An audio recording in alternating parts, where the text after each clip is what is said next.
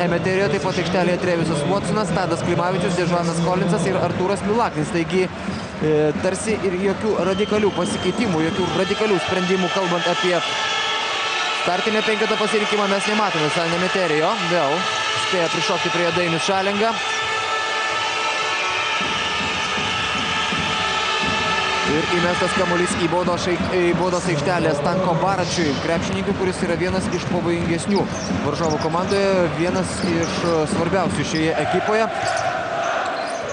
Ir nuo to, kaip seksis Žalgiriui stabdyti Stanko Baračią ir kitus Vitorijos Kacho Laboralo aukštaūgius, šiandien labai daug kas priklauso, dėl to, kad žiūrint į pirmasias rungtynes, reikia pasakyti, jog žalgiriečiai tose rungtynėse laimėjo dėl to, kad sustabdė varžovų priekinę liniją, dėl to, kad laimėjo kovą dėl atšokusių kamuolių. Ir tas pats, tarkim, Mirzo Begičius arba Paulius Jankūnas žaidė gerai. Ir Trevisas Watsonas taip pat tose rungtynėse buvo aktyvus ir pavojingas. Na, o svečiai šios dienos rungtynės pradeda be skrupulų ir neįtin kreipdami dėmesio į tai, kad jie rungtyniauja Kauno Sporto halėje. Dvi tikslios atakos iš eilės, 2 metimai iš po krepšio.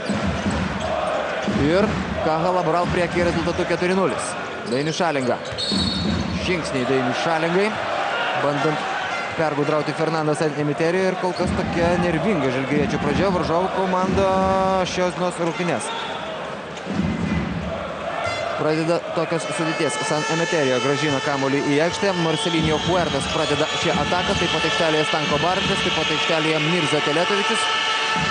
Ir nepaminėjau tik tai Bredo Olesono. Ir dar vienas taiklus metimas. Ir toliau labai lengvai iš po krepšio